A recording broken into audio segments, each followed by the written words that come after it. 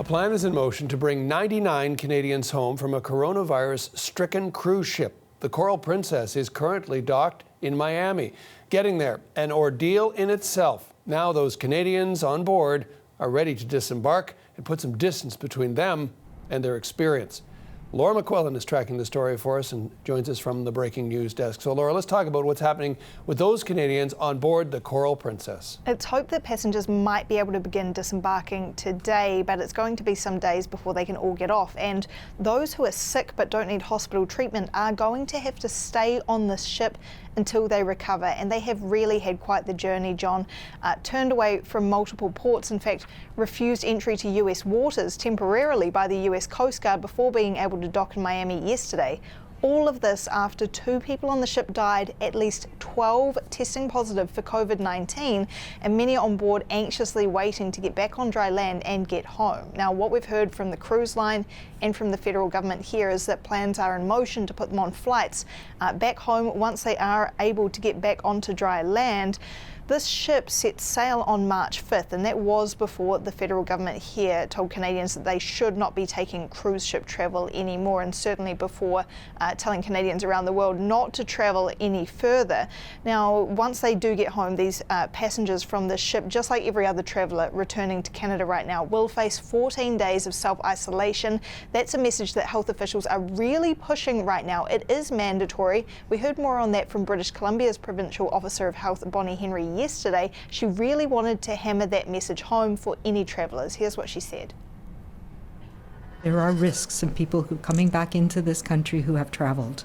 And travellers, as we know, there's a federal quarantine order now that you must immediately self-isolate for 14 days from the moment you arrive here in British Columbia, whether it's at the airport or a land border, and without question and without exception. And of course, the same goes for those Canadians going anywhere else in the country as well. Now, this comes after more Canadians were able to get home yesterday from some cruise ships. John, those were the Zaandam and the Rotterdam, which we've been talking about, also had trouble finding a port before they got to Florida, so those travellers now home. Some Canadians still on cruise ships around the world, about 50 Canadians still waiting to find out when those cruise ships might end up in a port and get them home.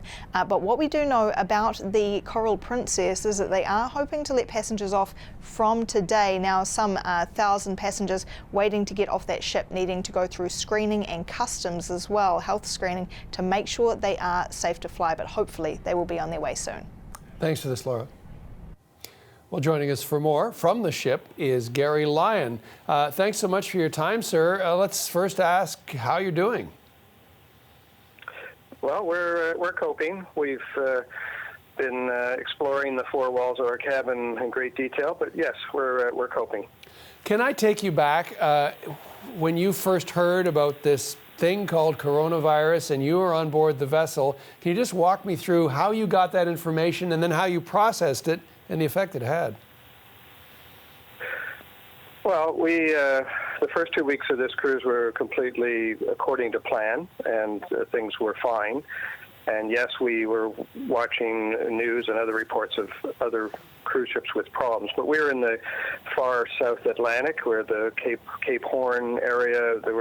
When we left, for example, Chile, there was 1 case in Brazil, so we did not expect to have any kind of issue. And then Princess took the decision to terminate all its cruises around March 12th. That killed the rest of our itinerary, and that started this odyssey of trying to find a port to disembark. And actually, until Tuesday this past week, the ship was clear. I mean, we had no indications of any illness on board. There'd been very little contact with anybody on shore, as far as we knew, so it looked like we might escape all this. But on Tuesday, the captain announced that there had been a spike in flu-like conditions on board and that we all needed to be confined to our cabins. But until that point, the ship was basically functioning normally.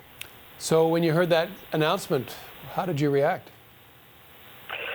Well, huge disappointment, because we had been, clear up to that point. So yeah, shock, disappointment, wondering how serious it was for those who were actually affected. We heard that it was crew and passengers which is never good.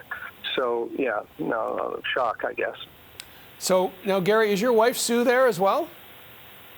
She is. Okay. Can we pass it over to her and just ask what she knows about the next steps for you guys? Absolutely. Here she is. Hi, good morning. Good morning, Sue. Thanks for joining us as well. What do you know to be the next steps in your journey? Well, that is the million-dollar question at this moment, and we're all waiting to hear from the captain. This is how we get our news, from the captain. But we do on occasion, because we have a balcony and we can go out and we can talk to others along the side of the ship. We're docked right at portside. We heard this morning that the UK folks, which we're really happy for, are going to be leaving at 5. I don't know how, somehow they've chartered 2 flights to come over and pick them up. So that's wonderful news. We're really excited. We were cheering when the local folks got off the ship yesterday from Fort Lauderdale. In fact, we recognized some of them. We've become a family here, helping each other out and supporting each other through this tough time. So, yeah, so we're just hoping to hear some good news that maybe the government has sent a plane, or maybe they've organized for Air Canada to fly into Miami, because we think, this is all speculation, we think Fort Lauderdale doesn't want us and doesn't want us to come on their territory. So yeah, we're hoping that that will happen today or tomorrow, and looking forward to that. Now, a lot of people right around the world are finding they're getting very close to people that, you know, they knew they loved, but they're even closer than they counted on in some cases. What's it been like for you guys in close quarters, unable to leave the cabin for as long as you have been? I had to ask. Well, you know, this was I know. Well, this was our 40th anniversary cruise, if you can believe it. So this is a true test of our marriage, right? Little did we know we were going to have one of the biggest tests of our married lifetime here on this cruise ship. But actually, no, it's been great. I mean, Gary took up ukulele playing. Thankfully, I like the ukulele, and he's getting pretty good at it. So that's a nice bonus. And the ship actually has put on some really good comedy. They have an in-house TV system, and so we've been watching some good comedy and laughing, which always helps you feel better, right? So we're doing okay, thanks. Yeah, we're all finding distractions these days. You know, Sue, can I get you one more question to Gary? Could you pass the phone back to Gary, and yes, I'll let him absolutely. get the final word? Okay. All right, I'll take care, and we're looking forward to coming back to Canada. Okay, well, on that note, Gary, let me pick you up on that and say, of course, there will be a quarantine for you when you do get back to Canada. How are you prepared for that, and what will it be like to be in touch with family and friends again?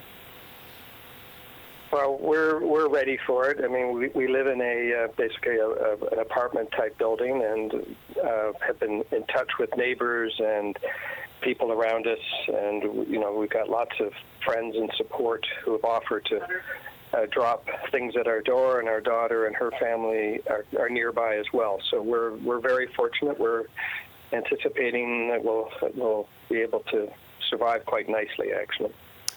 Well, guys, I want to thank you so much, and thank you for your time in even though we both put a very brave face on it, this has been a trying time.